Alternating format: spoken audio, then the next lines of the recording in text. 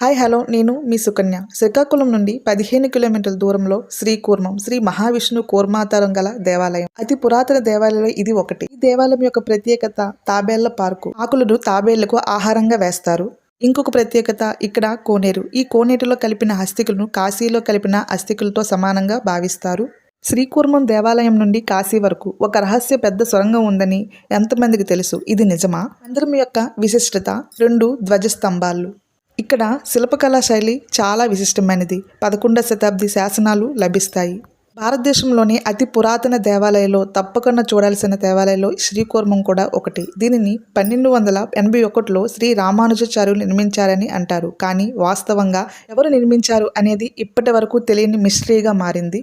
మహావిష్ణువు 2వ అవతారంలో గల కూర్మావతారము ఈ దేవాలయం ప్రపంచంలో కల్లా ఒక్కటే. ఈ వీడియో నచ్చితే లైక్ చేయండి. ఇంకా ఇలాంటి ఇంట్రెస్ట్ అయిన మరికొన్ని వీడియోస్ కోసం లైక్, షేర్, సబ్స్క్రైబ్. బాయ్.